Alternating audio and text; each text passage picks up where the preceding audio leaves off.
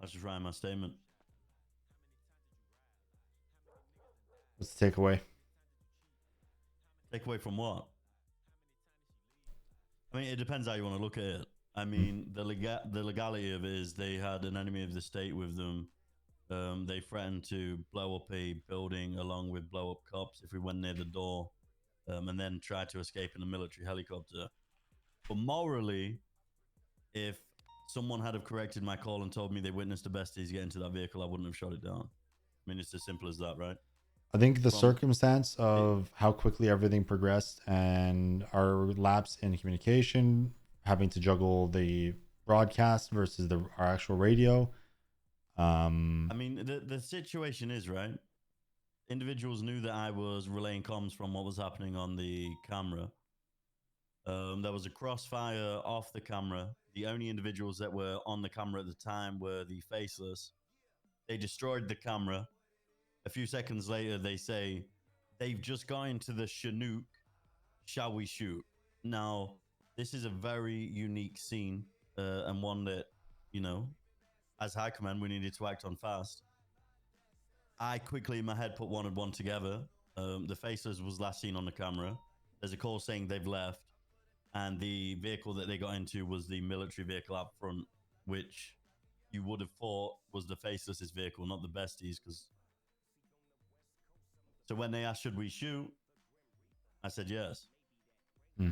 Um, I mean, legality wise, it wasn't a wrong call either way. It's just McNulty stated that he would be pursuing them, and if I had have known it was the besties, I wouldn't have shot. However, and I'm not trying to justify my actions because I'm completely in the wrong here. How the fuck did no one say over the radio it's the unmasked bestie six getting into the helicopter, not the faceless guys wearing bright red fucking masks? And I'm not using that as an excuse, but they're getting into the Yeah. Chinook isn't very descriptive.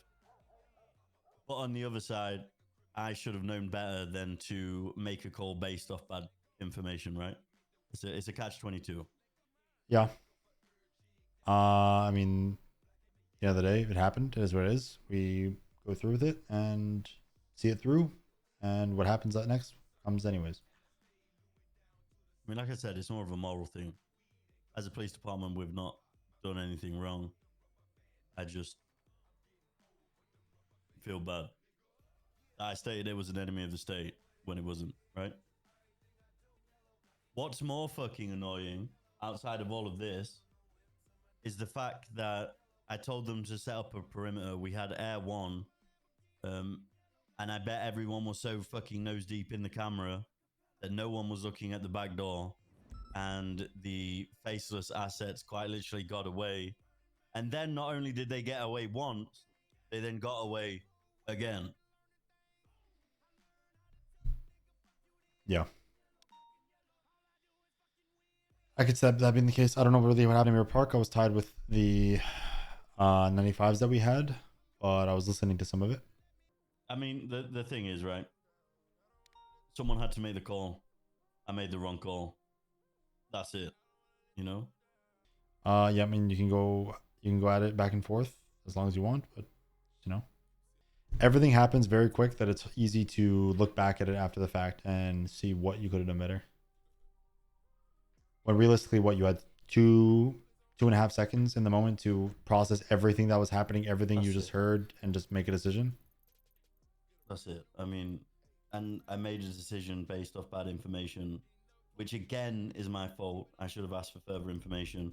But the thing that you'll land on, and it will happen with quite literally anyone in any situation, in a unique situation that we haven't dealt with before. Someone will make the call, but it will only be a select few people willing to make that call. And sometimes it's a bad fucking call, and you just have to live with that and understand that the call you made is bad or it's a good call, right? Like on the forefront, if that had have been the faceless in that helicopter And and we I'd didn't, said and we not to didn't make the shoot call. Yeah. and they got away, then I'd be the fucking bad guy, right? So, I mean, what can you do? However, though, what I will say Nice little 750k from Lovemore for the Yeah. Well, BCS we haven't though. built them yet because they're on holds, but they will get built in Hey, they Bolingbrook. are I'd getting imagine. built in this county. Holy I'd shit! imagine they get built in Bolingbrook prior to being released from their holds. No, you build them. You build them first. They're on holds. So they're not being. No charges are pressed yet.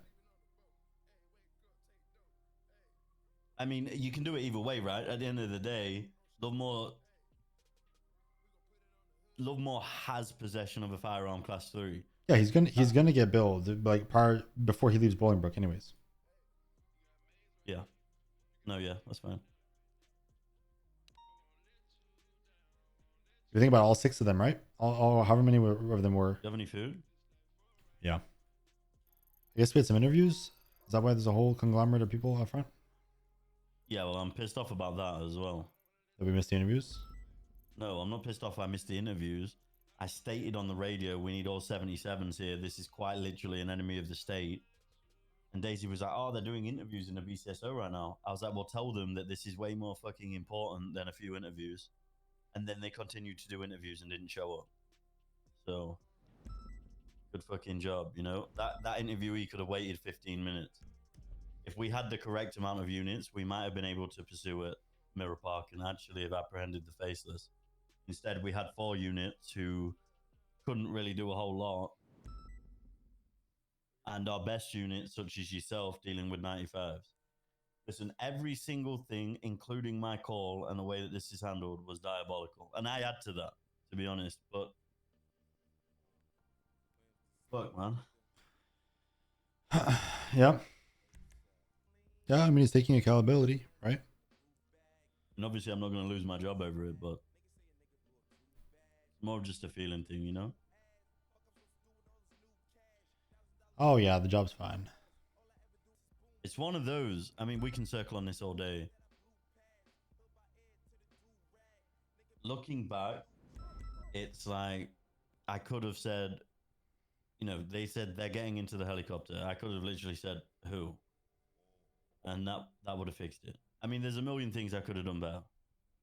But at the same time, no, I'm not even going to try to justify anything. What's done is done. Hey, no besties cop shootout tomorrow, though. Hey, and a nice little fucking juicer for the BCS. You want some lucky bank plucker account. for You know for lunch tomorrow? You know what I'm saying? Lovemore's just funded the FTO payout. I asked Lovemore how much he thought the fine was. He said 250K. Hey, have you told him how much it is? I said let's play hot and cold. Keep going up. You know, this could have been just a big collaboration with the Faceless to take down the besties. Hey, the one fucking day Night takes off in like 35 days and they have... You know, part of me, I'm going to be honest, part of me expected that mask to come off and Brian Knight's face to be there. Low key, I expected Jack Bates to be there. It was either Brian Knight or Alan Kyles. Alan Kyles wouldn't know.